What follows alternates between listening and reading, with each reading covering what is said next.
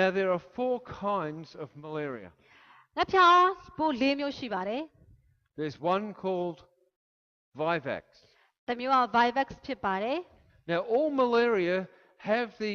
the name Plasmodium in front of them. အဲ့ဒီကပ်ပါပိုးတိုင်းရဲ့အရှိမ Plasmodium ဆိုတာရှိပါတယ် Now Plasmodium is the name of the kind of the parasite. အဲ့ဒီ Plasmodium ကဒီကပ်ပါပိုးတစ်မျိုးရဲ့အမည်ဖြစ်ပါတယ် So you might hear a medical person say Plasmodium vivax. ဒါကြောင့် Plasmodium virus လို့ခေါ်ပါတယ်ကပ်ပါပိုးတစ်မျိုးရဲ့အမည်နဲ့သူ့ရဲ့အနောက်ကငှက်ဖျားပိုးအမည်ဖြစ်ပါတယ် Plasmodium virus Or vivax malaria. Vivax malaria လို့လည်းခေါ်တယ် Vivax ငှက်ဖျားလို့လည်းခေါ်တယ်လို့ Plasmodium virus လို့လည်းခေါ်ပါတယ် These are the same. အတူတူပါပဲတဲ့ And vivax is written with a P and a V. Virus ကိုအတူကောက်အနေနဲ့ PV လို့ခေါ်ပါတယ် P အကြီး V အသေး Plasmodium ovale နောက်တစ်ခုကကျတော့ Plasmodium ovale ဖြစ်ပါတယ် is the second malaria. အဲ့ဒါကနောက်ထပ်ဒီငှက်ဖျားပိုးတစ်ခုဖြစ်ပါတယ် The third malaria is Plasmodium malariae. တတိယမြောက်ငှက်ဖျားပိုးက Plasmodium malaria ဖြစ်ပါတယ် And the last one is called Plasmodium falciparum. နောက်ဆုံးငှက်ဖျားပိုးက Plasmodium falciparum ဖြစ်ပါတယ် And we'll be talking a lot about falciparum malaria because this is the killer. ဒီနေ့ကျွန်တော်တို့ပြောသွားချင်တဲ့အကြောင်းရင်းလေးอ่ะဆိုလို့ရှိရင် falciparum ဆိုတဲ့ဒီအမျိုးအစားကိုပြောသွားချင်ပါတယ်။ဘာကြောင့်ဒီ falciparum ဒီငှက်ဖျားပိုးอ่ะဆိုရင်လူကိုသေစေနိုင်တဲ့အထိအန္တရာယ်ပေးနိုင်တဲ့အတွက်ကြောင့်ဖြစ်ပါတယ် Around the world, ကမ္ဘာပေါ်မှာဆိုရင် 60% of the malaria infections are Plasmodium falciparum. ဒီကနေ့ကမ္ဘာနိုင်ငံမှာကြည့်လိုက်မယ်ဆိုလို့ရှိရင်ငှက်ဖျားပိုးကူးစက်ခြင်းခံနေရတဲ့သူတွေကိုစစ်ဆေးကြည့်လိုက်တဲ့အခါမှာ60%ကဒီ falciparum ငှက်ဖျားပိုးကိုကူးစက်ခြင်းခံနေရတာဖြစ်ပါတယ် But even though it only infects 60%, ဒီ60%ကကူးစက်နေတော့လေ it is responsible for 90% of all the deaths. အဲ့ဒီ60%ထဲမှာမှဒီ falciparum ငှက်ဖျားပိုးကိုခံစားနေရတဲ့60%ထဲမှာမှ90%ကသေဆုံးနေပါတယ် And Plasmodium falciparum is present in Myanmar. အဲ့ဒီ Plasmodium falciparum ကဆိုလို့ရှိရင်မြန်မာနိုင်ငံမှာလည်းရှိတဲ့ငှက်ဖျားပိုးဖြစ်ပါတယ် Now, Plasmodium vivax is the malaria that sometimes recurs. People get it again. အဲ့ဒီ Plasmodium ကလည်းဒီ Plasmodium Vivax. Vivax Plasmodium Vivax ကလည်းပဲလူတွေကိုရှိမှတွေ့နေရတဲ့ယောဂဖြစ်ပါတယ်ငှက်ဖျားပိုးတစ်မျိုးဖြစ်ပါတယ် It has the widest. It is in more places in the world than any other malaria. အဲ့ဒါဆိုလို့ရှိရင်ဒီဟာကမ္ဘာအနှံ့အပြားမှာရှိတဲ့ဒါငှက်ဖျားပိုးဖြစ်ပါတယ်ဒီ Falciparum PV ပေါ့နော်အတူကောက်ခေါ် But it's only responsible for a small amount of deaths. ဒါပေမဲ့ तू ကအသေးပြောက်တော့နေပါတယ် It's found in Central and South America, အဲ့ဒါကဘာမှတွေ့ရတယ်လဲဆိုရှင်အရှေ့တောင်အာရှနဲ့တောင်အမေရိကမှာတွေ့ရတယ် India, အိန္ဒိယနိုင်ငံမှာတွေ့ရတယ် Southeast Asia, အရှေ့တောင်အာရှမှာတွေ့ရတယ် and Myanmar. မြန်မာနိုင်ငံမှာလည်းတွေ့ရပါတယ် Ovale, Plasmodium ovale, Plasmodium ovale ကကြတော့ is abbreviated PO. သူ့အတူက PO လို့ခေါ်ပါတယ် It's the rarest form of malaria, နည်းနည်းရှားပါတဲ့အမျိုးစိတ်ဖြစ်ပါတယ် and although it's not found in large quantities in Myanmar, we have heard that some cases of ovale have been found on the Thai-Burmese border. သူကမြန်မာနိုင်ငံမှာတော့တည်ပြဲမဖြစ်သေးတဲ့ငှက်ဖျားယောဂဖြစ်တော်ညာလည်းပဲဒီငှက်ဖျားပိုးကိုဘယ်မှာတွေ့ရလဲဆိုလို့ရှိရင်မြန်မာနဲ့ထိုင်းနယ်စပ်မြဝတီမြို့နယ်မဲဆောက်ပေါ့နော်အဲ့ဒီနေရာမျိုးမှာတော့တွေ့ခဲ့ရပါတယ် But usually this form of malaria is only found in Africa. အဲ့ဒီငှက်ဖျားပိုးကတော့အမှန်တကယ်တွေ့ရှိရတဲ့နေရာကတော့အာဖရိကနိုင်ငံမှာဖြစ်ပါတယ် It's a concern that it's now present in Asia, even though it's small numbers. ဒါကြောင့်ဒါပေမဲ့အခုအာရှနိုင်ငံမှာလည်းတွေ့ရပြီခုနလိုနယ်စပ်ဒေသတွေမှာတွေ့ရလာပြီ Malaria is abbreviated PM. သူ သူ့အတူကောက်နော် malaria ဆိုအတူကောက်ကို PM လို့ခေါ်ပါတယ် It's found in South America and Africa and also Southeast Asia, including Myanmar. အရှေ့တောင်အာရှတောင်အမေရိကအာဖရိကတောင်အာဖရိကနိုင်ငံတွေမြန်မာနိုင်ငံတွေမှာလည်းဒီငှက်ဖျားပိုးကိုတွေ့ရပါတယ် And do you remember how we said that the female mosquito looks for a blood meal and will bite animals? ခုနပြောခဲ့တာညီကိုမောင်မတွေမှတ်မိမှာပါတဲ့ဒီငှက်ဖျားပိုးအမကြီးကဆိုလို့ရှိရင်ဒီချင်မကြီးကဆိုလို့ရှိရင်ဒီငှက်ဖျားပိုးတွေပွားများနိုင်ဖို့ရတဲ့လူရဲ့သွေးကိုလိုအပ်တယ်ဆိုတာညီကိုမောင်မတွေသိမယ် Well, sometimes they find Plasmodium malariae in dogs. တခါတရံကြလို့ရှိရင်သူက Plasmodium malaria ကိုဒီချင်တွေကတည်ဆောင်တယ်တည်ဆောင်ပြီးတော့လူပေါ်မှာပွားများစေတယ် But Falciparum malaria is the killer. Falciparum ဒီငှက်ဖျားပိုးကတော့လူကိုသေစေနိုင်တဲ့အထိကိုဖြစ်ပါတယ် And we said before that although it's 60% of infections, it's also 90% of deaths. ခုနပြောခဲ့ပြီး60%လောက်ကဒီငှက်ဖျားပိုးရဲ့ဝေဒနာကို60%လောက်ကခံစားနေရတယ်ဒီ60%နဲ့မှ90%ကသေဆုံးနေတယ် So let's have a look at why Falciparum is so dangerous. Oh, let's first of all comment on monkey malaria. အဲ့ဒါခုနအရေးကြီးတယ်ဒီခုနပိုးကအရေးကြီးတယ်ဆိုတာကိုမပြောခင်မှာ PM ကအရေးကြီးတယ်လို့မပြောခင်မှာတဲ့ကျွန်တော်အခုနောက်တစ်ခုပြောချင်တယ်တဲ့ Now you heard in the news that there is a malaria in Malaysia that has crossed from monkeys to human beings. အဲ့ဒါကဒီမှာရှေ့ညီကိုမောင်မလေးကြားရင်ကြားဖို့မှာပေါ့နော်မြောက်ငှက်ဖျားလို့ခေါ်တယ်ဒါကမလေးရှားနိုင်ငံမှာပဲတွေ့ရတယ်သူကဘယ်ကနေဘယ်ကိုရောက်ရှိကြလဲဆိုလို့ရှိရင်မြောက်ကနေမှခြင်ကနေပြီးတော့မြောက်ကိုရဲ့သွေးကိုသွားဆုပ်ပြီးမှအဲ့ဒီကနေတစ်ဆင့်လူကိုသွားဆုပ်ပြီးတော့မှလူရှိကိုကူးတဲ့ငှက်ဖျားပိုးမြောက်ငှက်ဖျားဒါမလေးရှားနိုင်ငံမှာပဲရှိတယ် Doctors are treating this kind of malaria the same as PF. ဒီငှက်ဖျားပိုးကလည်းခုန PF လို့ပဲနော်သူကလည်းအသေးပြောက်များတဲ့ငှက်ဖျားပိုးဖြစ်ပါတယ်ဆရာဝန်တွေကလည်းဒါကိုကြည့်ရှုစစ်ဆေးစမ်းသပ်နေပါတယ် But at the moment it's just in Malaysia and maybe a little bit of Indonesia. ဒါပေမဲ့အခုလောလောဆယ်မှာမလေးရှားနဲ့အင်ဒိုနီးရှားနိုင်ငံတချို့ဒေသတွေမှာပဲတွေ့ရပါသေးတယ် So let's see why PF malaria is so dangerous. ဘာကြောင့် PF malaria ဒီငှက်ဖျားပိုးကဘာကြောင့်အရေးကြီးသလဲ Now in our body we have a wonderful thing called the blood system. ကျွန်တော်တို့ခန္ဓာကိုယ်ထဲမှာကြည့်လိုက်မယ်ဆိုရင်တော့သွေးလေပတ်မှုစနစ်ဆိုတာရှိပါတယ်သွေးလေပတ်မှုစနစ် And we have this big pump inside us called a heart. ဒီသွေးဒီခဲမှာခုန်နေတဲ့အရာကိုတော့နှလုံးဖြစ်ပါတယ် And the arteries that lead away from the heart are quite big. They're like big tubes. ဒါကြောင့်မို့သူတို့တွေကဆိုလို့ရှိရင်ဒီလိုမျိုးဒီကြီးမားတဲ့သွေးပေါ့နော်သွေးအကောင်းကောင်းဆုပ်ရတာကိုကြိုက်တယ် And they go to all the different parts of our bodies. အဲ့ဒီ sorry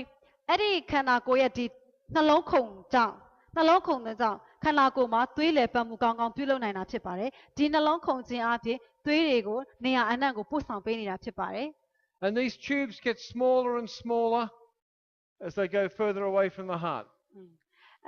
ပြီးတဲ့အခါမှာဒီနှလုံးခုန်တော့နှေးလာတာနဲ့အမျှဆိုလို့ရှိရင်ဒီခန္ဓာကိုယ်တွေကနေပြီးတော့မှဒီသွေးလေပတ်မှုတွေကဆိုလို့ရှိရင်ရှော့ကျသွားတယ်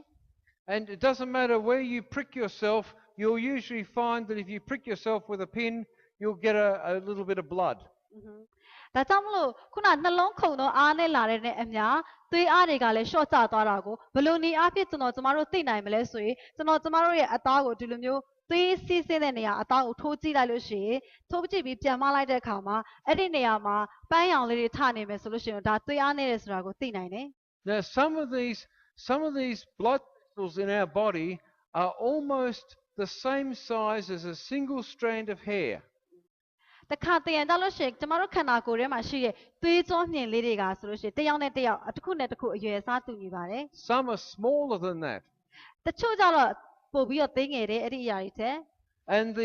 And the blood is pumped through them and it gives oxygen to the cells of the body. ဒါကြောင့်သွေးဟာအိုက်ကနေသွေးကြောမြင်လေးတွေကနေစီးဆင်းပြီးတော့မှခန္ဓာကိုယ်ရဲ့ကိုအောက်ဆီဂျင်ကိုပို့ဆောင်ပေးပါတယ် But when the PF malaria invades the red blood cell, it does two things to it. ဒါကြောင့်အဲ့ဒီ PF ငှက်ဖျားပိုးတွေကဆိုလို့ရှိရင်ဒီငှက်ဖျားခုနသွေးကြောမြင်လေးတွေသွေးစစ်စီနေတဲ့သွေးကြောမြင်လေးထဲရောက်ရှိသွားတဲ့အခါမှာ The first thing it does is it changes the shape of the blood cell. အဲ့ဒီလိုမျိုးသွေးစီးစင်နေတဲ့သွေးနေဥလေးတွေထဲကိုရောက်ရှိသွားတဲ့အခါမှာခုနက PF ငှက်ဖျားပိုးနော်အဲ့ဒီသွေးနေဥထဲမှာရောက်ရှိသွားတဲ့အခါမှာခုနလုံးဝနေတဲ့သွေးနေဥဟာဆိုလို့ရှိရင်ပုံသဏ္ဍာန်ပြောင်းလဲသွားတယ် Second thing that it does နောက်ဒုတိယတစ်ချက်လှုပ်ဆောင်တဲ့အရာကဘာလဲဆိုရင်ခုနပထမတစ်ချက်လှုပ်ဆောင်တာနော် is it makes the little blood cell a bit sticky on the outside. ပြီးလို့ဒုတိယတစ်ချက်သူလှုပ်တာဆိုအဲ့ဒီအနေအောင်သွေးနေဥရဲ့အပြင်ဘက်မှာခုနကပ်ပါပိုးလေးတွေတွေ့ကပ်ပြီးနေတာ And when the blood cell tries to go through these very fine blood vessels, သူကဘာပြောဆိုတော့ခန္ဓာကိုယ်ထဲမှာသွေးကြောမြင်လေးရှိရယ်သွေးစီးဆင်းလို့ရတဲ့သွေးကြောမြင်လေးတွေအဲ့ဒီသွေးကြောမြင်လေးတွေမှာဘာသွေးလေးရစီးတယ်ဆိုသွေးနေဥလေးတွေကစီးဆင်းတယ်သွေးနေဥလေးတွေအဲ့ဒီစီးဆင်းနေတဲ့သွေးနေဥလေးတွေကိုခုနကငှက်ဖျားပိုးတွေကဖြတ်စီးတယ်ဖြတ်စီးုံတွေမကသေးဘူးအတွင်းပိုင်းမှာသူတို့ဖြတ်စီးုံတွေမကသေးဘူးအပြင်ပိုင်းမှာလည်းတွေ့ကပ်ပြီးနေတဲ့အတွက်ကြောင့်မလို့ခုနကသွေးကြောတွေကိုဒီသွေးနေဥတွေစီးဆင်းသွားတဲ့အခါမှာအဲ့ဒီသွေးကြောမြင်လေးတွေကသေးသေးလေးတွေဖြစ်နေတယ်သေးသေးလေးတွေဖြစ်နေတဲ့ခါကျတော့ခုနကကပ်ပါပိုးလေးတွေကန့်နေတဲ့ခါကျတော့သူတို့စီးဆင်းသွားတဲ့အခါမှာကောင်းကောင်းအလုပ်မလုပ်နိုင်ဘူးကောင်းကောင်းမစီးဆင်းနိုင်ဘူး they don't fit anymore. အဲ့ဒီလိုမျိုးသွေးခုနသွေးကြောအမြင့်မြင့်လေးထဲမှာဒီသွေးကစီးဆင်းလို့မရတော့ဘာဖြစ်လို့ဆိုဘေးနားမှာကဒီငှက်ဖျားကပ်ပါပိုးလေးတွေကခုနကသွေးနီဥအလုံးလေးတွေမှာသူတို့ကတွေ့ကပ်ပြီးနေတဲ့ခါမှာအဲ့ဒီသွေးကြောလေးတွေပေါ့မြင့်မြင့်လေးရှိတဲ့သွေးကြောတွေကိုသူတို့ကစီးဝင်လို့မရတော့ဘူးပိတ်ဆို့သွားတဲ့သဘောမျိုးဖြစ် And သွား so တယ် they block up these very fine blood vessels. ဒါကြောင့်အဲ့ဒီခုနကစီးဆင်းနေတဲ့သွေးကြောတစ်လျှောက်လုံးမှာခုနကအဲ့ဒီကပ်ပါပိုးတွေကြောင့်ဒီသွေးကြောမြင်တွေကိုပိတ်ဆို့မှုဖြစ်သွားတယ်ပိတ်ဆို့သွားတဲ့အခါမှာသွေးကောင်းကောင်းလည်ပတ်မစီးဆင်းနိုင်တော့ဘူး And so if the blood vessels are blocked up, there's no oxygen getting through to the organ or the part of the body in which that little blood vessel is. ဒါကြောင့်မလို့ခုနကအဲ့ဒီသွေးကြောမြင်လေးတွေကနေပြီးတော့မှဒီသွေးနေဥတွေစီးဆင်းလည်ပတ်ခြင်းအဖြစ်အောက်ဆီဂျင်ကိုလူကိုရရှိစေတဲ့အရာဖြစ်တဲ့အတွက်ကြောင့်မလို့ခုနကငှက်ဖျားပိုးကြောင့်ဒီသွေးကြောမြင်ထဲမှာသွေးစီးဆင်းမှုရပ်တန့်သွားတဲ့အလျောက်လူရဲ့ခန္ဓာကိုယ်မှာအောက်ဆီဂျင်ကောင်းကောင်းမရနိုင်တော့ဘူး Where the fine blood vessels in the brain are blocked, တကယ်လို့အဲ့ဒီအုံနောက်ကိုစီးဆင်းနေတဲ့လည်ပတ်နေတဲ့ဒီသွေးကြောအမြင်တွေကပိတ်ဆို့သွားမှုဖြစ်သွားတယ်ဆိုလို့ရှိရင်တော့ခုနငှက်ဖျားပိုးနဲ့ပိတ်ဆို့မှုဖြစ်သွားတယ်ဆိုရင်နော် this causes cerebral malaria. အဲ့ဒါကအုံနောက်ငှက်ဖျားပိုးလို့ခေါ်ပါတယ်အုံနောက်ကိုပိတ်ဆို့သွားတဲ့အတွက်ကြောင့်အုံနောက်ငှက်ဖျားပိုးဖြစ်သွားပါတယ် When the fine veins in the kidneys are blocked, ဒီကြောက်ကပ်မှာပိတ်ဆို့သွားတယ်ဆိုလို့ရှိရင်နော်ကြောက်ကပ်ရဲ့သွေးကြောထဲမှာပိတ်ဆို့သွားတယ်ဆိုရင် it causes black water fever. အဲ့ဒါကကြောက်ကပ်ပေါ့နော်ငှက်ဖျားပေါ့နော်ခေါ်တယ်သူတို့အင်္ဂလိပ်လိုအသုံးသုံးတယ် When the circulation in the liver is blocked, it's called malarial hepatitis. ဒီအသေးကိုသွားတယ်ဒီသွေးကြောမြင်နေပိတ်ဆို့သွားတယ်ဆိုလို့ရှိရင်တော့ malaria hepatitis လို့ခေါ်ပါတယ် All these can kill you. အဲ့ဒီအရာတွေအားလုံးကဒီမှာရှိတဲ့ညီကိုမောင်မတွေခံစားရမယ်ဆိုသိစေနိုင်ပါတယ် Another problem that is caused is this. နောက်တစ်ခုပြဿနာကတော့ဘာလဲဆိုရင် The spleen enlarges. အဲ့ဒါကဒီတရက်ရွက်ထဲမှာတရက်ကြီးကြီးလာတာဒီငှက်ဖျားပိုးကြောင့်တရက်ရွက်ကြီးကြီးလာတာ Now the spleen is like a big filter that filters the blood. အဲ့ဒီတရက်ရွက်ကဘာနဲ့တူလဲဆိုတော့ရေစစ်နဲ့တူတယ်သူကသွေးကိုစစ်ချတဲ့ရေစစ်မျိုးအဲ့ဒီရေစစ်ထဲမှာခုနငှက်ဖျားပိုးတွေကဝင်သွားတဲ့အခါမှာရေကိုစစ်လိုက်လို့အနေထိုင်သွားတဲ့ပုံစံမျိုးအဲ့ဒီအနေတွေကခုနတရက်ရွက်ကြီးထဲမှာကြံခဲ့တယ်လို့မျိုးခုနကငှက်ဖျားပိုးတွေကတရက်ရွက်ထဲမှာကြံခဲ့တယ် And all those wrecked and destroyed blood cells are filtered by the spleen. အဲ့ဒီငှက်ဖျားပိုးတွေကဒီတရက်ရွက်ထဲမှာရေစစ်လို့စစ်ချပြီးကြံခဲ့တဲ့အခါမှာဒီတရက်ရွက်ကြီးကကြီးလာတယ် But the spleen can't handle it because there are so many and they get blocked up and the spleen gets bigger. အဲ့သူကတာလိုက်ခါရေစစ်လို့ပဲတော့ရေစစ်ထဲမှာဒီရေစစ်ကိုမဆေးဘဲနဲ့ထက်ခါတလဲလဲရေထက်စစ်နေမယ်ဆိုရင်တော့ရေအိတ်ကြီးကလေးလာမယ်ဖောင်းလာမယ်ပေါ့အဲ့အနေတွေနဲ့ပေါ့နော်အဲ့လိုပဲဒီခန္ဓာကိုယ်ထဲမှာရှိတယ်ဒီတရက်ရွက်ပေါ်မှာလည်းပဲခုနငှက်ဖျားပိုးတွေကဆိုလို့ရှိရင်တွေ့ကပ်ပြီးရောက်ရှိသွားတဲ့အခါမှာရေစစ်လို့စစ်ချခြင်းခံလိုက်တဲ့အခါမှာသူတို့ကအနေနဲ့ထိုင်ပြီးကြံရှိနေတဲ့အခါမှာတစ်ဖြည်းများလာတာနဲ့အများဒီတရက်ကြီးကဖောင်းပြီးတော့ကားလာတယ်လေးလံလာတယ် Out of these complications of malaria, cerebral malaria is the most dangerous. ဒီငှက်ဖျားပိုးတွေဒီယောဂတွေထက်အားလုံးပိုပြီးအန္တရာယ်ရှိတာကတော့ဒီအုံနောက်ငှက်ဖျားပိုးကအန္တရာယ်အရှိဆုံးဖြစ်ပါတယ် You can die within hours of cerebral malaria being diagnosed. တကယ်လို့ငှက်ဖျားအုံနောက်ထဲဝင်သွားပြီဆိုလို့ရှိရင်တော့ဒီစမ်းသပ်စစ်ဆေးမှုတွေ့ရှိလိုက်တာနဲ့ အချိန်နိုင်အနည်းငယ်အတွင်းမှာပဲတည်ဆုံးသွားနိုင်ပါတယ် I wish you could see this clearly. This is a picture of a small capillary inside the human body, and it's just jammed up with these infected cells from PF malaria. ဒီမှာကြည့်လိုက်မယ်ဆိုရင်အဲ့ဒီသွေးကြောခုနကတော့ခန္ဓာကိုယ်ထဲမှာသွေးကြောမြင်လေးတွေရှိတယ်ဒါကြတော့အလူပြည့်မှန်ပြောင်းနဲ့ချက်ထားတဲ့အတွက်ကောင်းကောင်းကြီးမြင်ရတယ်ပေါ့နော်အဲ့ဒီသွေးကြောမြင်လေးတွေထဲမှာသွေးနေဥလေးတွေတွားနေတယ်အဲ့ဒီသွေးနေဥလေးထဲမှာကဒီငှက်ဖျား PF ငှက်ဖျားပိုးလေးတွေကကပ်ပြီးတွေ့ပြီးပါနေတယ်ရှိနေတယ်အဲ့ဒါက PF ငှက်ဖျားကပ်ပါပိုးလေးတွေ Now we said that when this happens, the oxygen can't get through to cells in the body.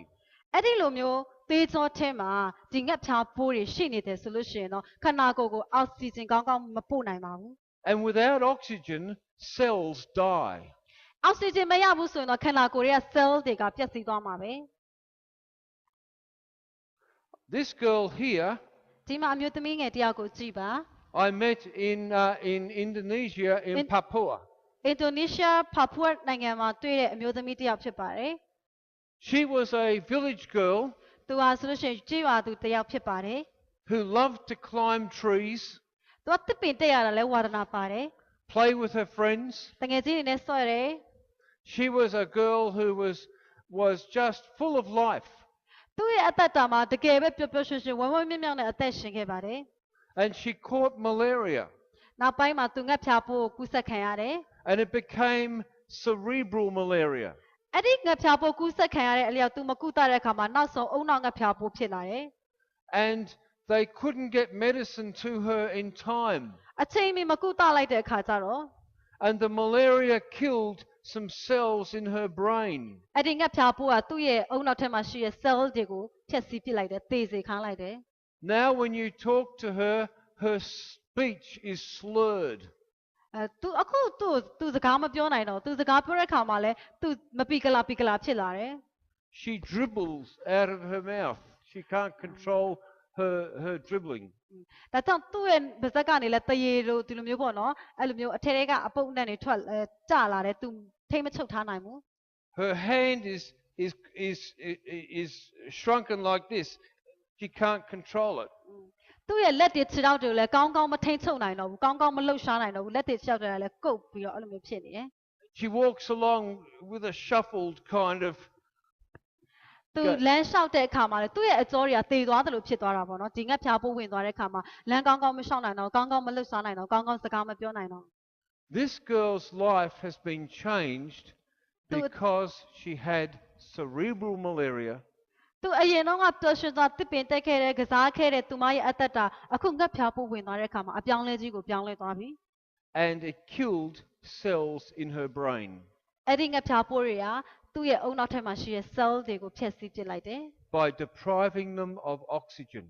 အဲ့ဒီလိုဖျက်ဆီးလိုက်တဲ့အခါမှာအောက်ဆီဂျင်ကောင်းကောင်းမရတော့ဘူး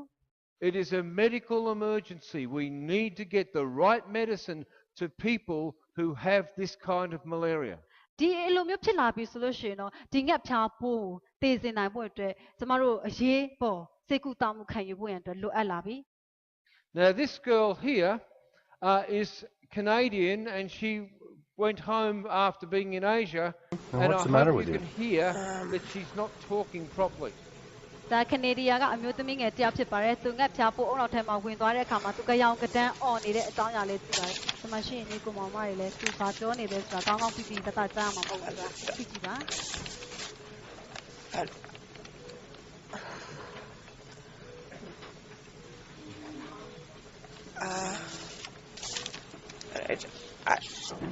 No, I know. Do you know where you are now, Jennifer? In the hospital. Which one? In Vancouver. In Vancouver. Are you thinking straight or not? A little.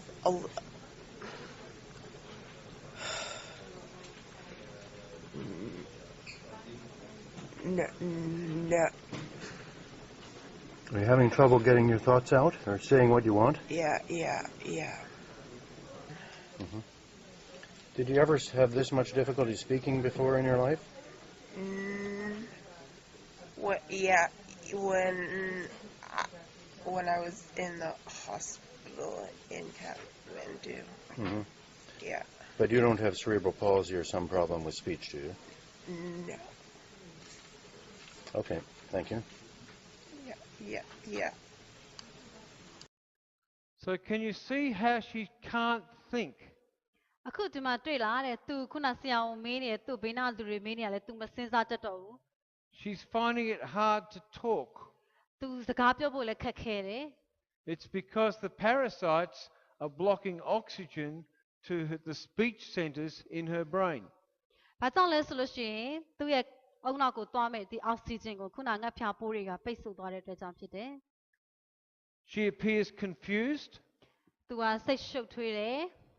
and she's trying to say something but she just can't say it. သူစူးစမ်းပြီးတော့ပြောနေတော့ညာလည်းပဲမပြောနိုင်ဘူးဖြစ်နေတယ် Here is a baby in Africa. ဒါအာဖရိကနိုင်ငံမှာရှိတဲ့ကလေးသူငယ်တစ်ယောက်ဖြစ်ပါတယ်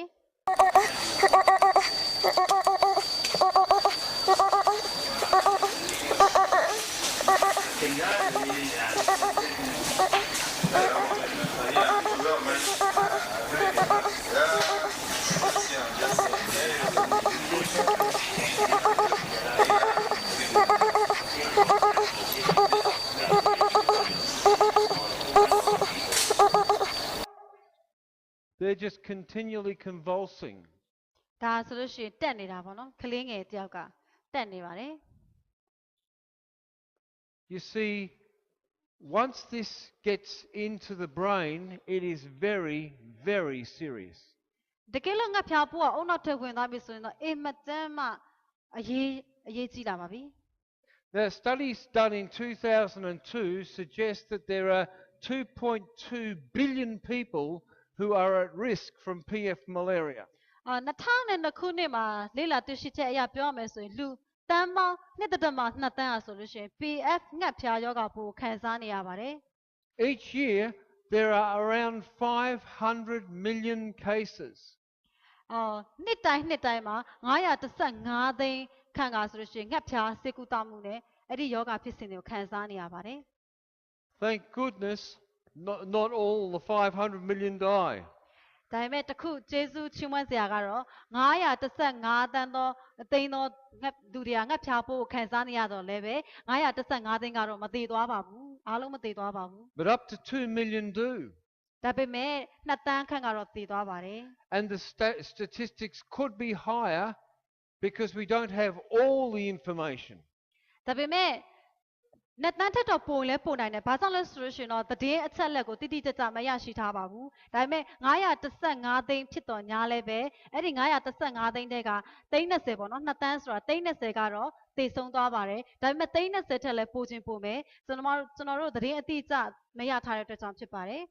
Now, we've been told that the worst areas affected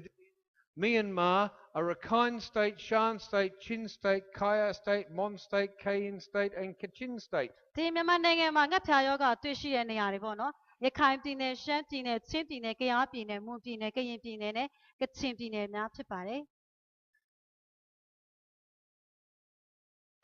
In 2008, which is the last figures we have access to, 2008ခုနှစ်မှာဆိုလို့ရှိရင်တော့ဒါကျမတို့တွေ့ရှိရတဲ့ငှက်ဖျားကြောင့်မြန်မာပြည်မှာတွေ့ရှိရတဲ့အချက်တွေပေါ့နော် there were 300,000 reported cases of malaria in Myanmar. 3သိန်းကငှက်ဖျားယောဂဖြစ်ပွားပြီးတော့2008ခုနှစ်မှာ3သိန်းကငှက်ဖျားယောဂဖြစ်ပွားပြီးတော့ And there were 3,000 deaths 3000 reported. ကသေဆုံးတယ်လို့သတင်းပို့ထားပါတယ် Now, when I questioned, I got these from the World Health Organization. ဒါဆိုလို့ရှိရင်ဒီကမ္ဘာ့ကျန်းမာရေးကနေပြီးတော့ရရှိကမ္ဘာ့ကျန်းမာရေးကနေပြီးတော့မှကျွန်တော်ကိုပြောတဲ့ခါမှာ And when I questioned about this, ဒီအကြောင်းအရာကိုကျွန်တော်မေးတယ် they said to me, these are only the government hospitals. အဲ့ဒီကမ္ဘာ့ကျန်းမာရေးအဖွဲ့ကိုကျွန်တော်ကမေးတဲ့အခါကျတော့ဒီသတင်းတွေကအမှန်တကယ်ပဲလားလို့မေးတဲ့အခါကျတော့ဟုတ်တယ်ဒါပေမဲ့ဒါကဆိုလို့ရှိရင်ဒီအစိုးရစေယုံတွေကနေရရှိတဲ့သတင်းအချက်လက်တွေပဲရှိသေးတယ် It doesn't include village clinics. တခြားရွာကကျေးရွာတွေကစေယုံတွေစေကန်းတွေအဲ့ဒီကသတင်းတွေမပါသေးဘူးဒါအစိုးရစေယုံကသတင်းပဲရှိသေးတယ် Doesn't it include anything done by NGOs? ဒါ NGO ရဲ့လှုပ်ဆောင်မှုကြောင့်ရှာဖွေတွေ့ရှိလာတဲ့ငှက်ဖျားပိုးဘလောက်ခန်းစားနေရတဲ့လူဦးရေတွေလည်းမပါသေးဘူး Now, it doesn't include areas like the IDP areas in Karen State. Karen State မှာကရင်ပြည်နယ်မှာပေါ့နော်ဒီလိုမျိုးအဖွဲ့အစည်းရရှိတဲ့ဒီငှက်ဖျားနဲ့အဲ့ဒီလူတွေရဲ့သတင်းလည်းမဟုတ်သေးဘူးမပါသေးဘူး Where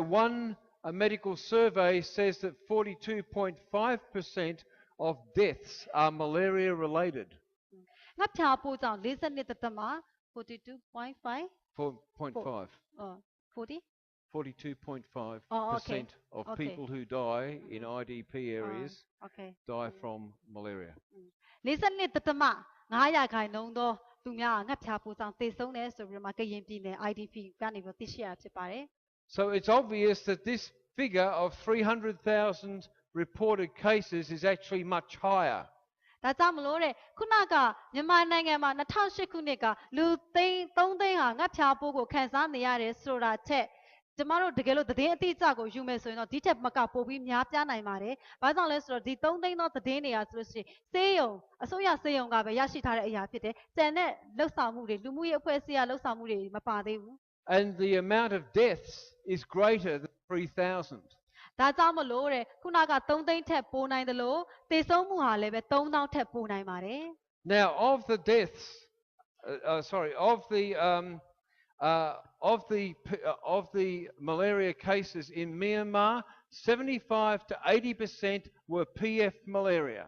ဒါကြောင့်မလို့မြန်မာနိုင်ငံမှာဖြစ်ပွားတဲ့ငှက်ဖျားယောဂဝေဒနာရှင်နေရဆိုလို့ရှိရင်85နဲ့80ရာခိုင်နှုန်းက PF ငှက်ဖျားကြောင့်ဖြစ်ပါတယ် I'll say that PF ငှက် again. ဖျားပိုးဖြစ်ပါတယ်